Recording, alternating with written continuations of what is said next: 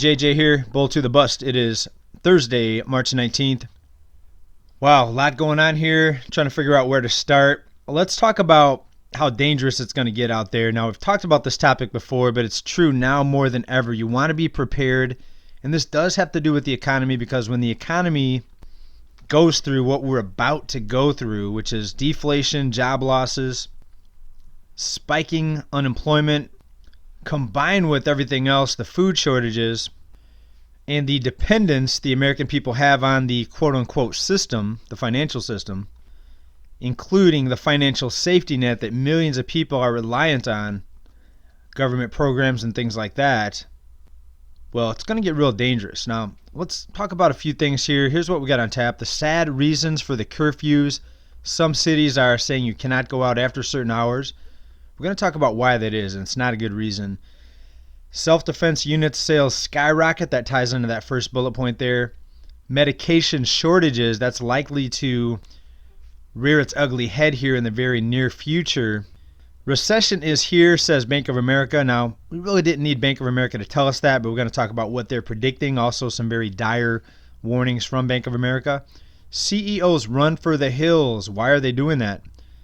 And finally, the debt is the solution. Let's find a way to get more people into cars. We're talking about 0% interest rates and 7-year car loans. Is that going to be enough? Instead of lowering the price of the car, they're going to try to incentivize people to take on this debt with the 0%. Let's get into it. Let's start off right here. This is out of the city.com, and there's several cities that are doing this so far. It's going to likely be more cities. But the city of Columbia, South Carolina is implementing curfews. And this particular city says 11 p.m. no one should go out. It's very unclear how it's going to be enforced, if it's going to be a citation or for an arrest or just a warning. Now, at first I was really trying to wrap my head around this, because with everything that's happening right now with the social distancing that we're all encouraged to take part in, staying away from crowds, I was thinking, why would you not want to go out at night? That's when there's going to be less people around. And that would be the safest as far as this whole sickness outbreak. That would be the safest time to go out, it would be at night. But I have to thank uneducated economists here on YouTube for pointing this out. This is because of the crime that's going to start happening to a big degree now. When store shelves go empty, when people start losing their jobs, and that's just the tip of the iceberg as far as what we're going to start seeing unfolding, people are going to get desperate and it's going to get dangerous, and crime does typically go up during times of recession.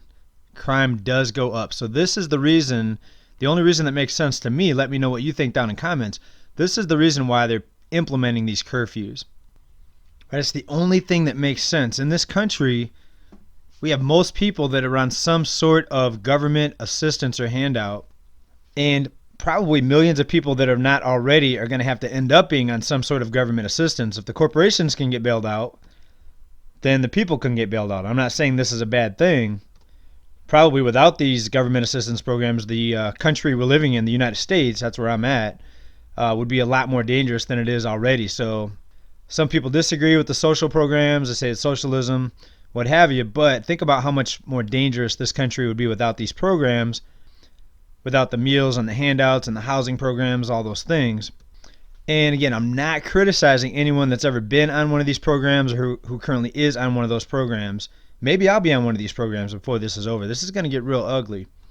All I'm saying is, no matter what the case, even if you are on one of those programs, other people may be coming after what you have. And you probably should take precautions now and prepare to defend yourself and your property, if you know what I mean, your assets, and your family. Now also think about this. A lot of people are pulling their money out of the banks. People are really growing more and more distrustful of the banking system. And I've seen a few reports on this, news articles. I've also seen a lot of people down in comments saying that they went to their bank and they were imposed with withdraw limits. So the bank is not willing to give out as much money in many cases as people are trying to get out. Right? We know that banks are in a liquidity crisis right now. We know that they're issuing debt, they're issuing money they don't have through these loans, and it's just digital. They just type up numbers on a screen, and that's how they create the debt. That's how they create the currency that doesn't exist. So they type it into existence, and they have to go get help from the Fed window, unfortunately.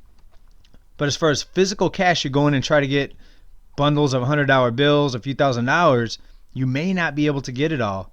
Ask yourself why that is. So with that, the fact that people are having more and more money out of the banking system also creates more targets out there and more people that better be really careful. If you have money under the mattress and a safe and a shoebox, be really careful about all the desperate, be really cautious and prepare about all the people that might be going from door to door, if you know what I mean, looking for maybe what you have, if you know what I mean. Right? Crime increases during recessions. That is the truth for the most part. Cities, they may step up their police force. They may have to drop their police force. Here's just a headline here out about 11 years ago, right after the financial crisis, or I should say in the midst of the financial crisis, January 2009. Statistically, crime does rise. It should be pretty simple to see the reason behind this. And I have to be really careful about how I say this because of the YouTube algorithms, but self-defense unit sales have skyrocketed since this whole pandemic and unfolding financial crisis that we're in right now. We're also going to see medication shortages. I've talked about this on several occasions. More than half the people in the United States are on some sort of medication, and with most medications being at least sourced from China, with ingredients sourced from China, we could see even more severe medication shortages. And ask yourself, people that are not getting their medication or coming off some sort of drug, what type of person is that going to be, or how they're going to act?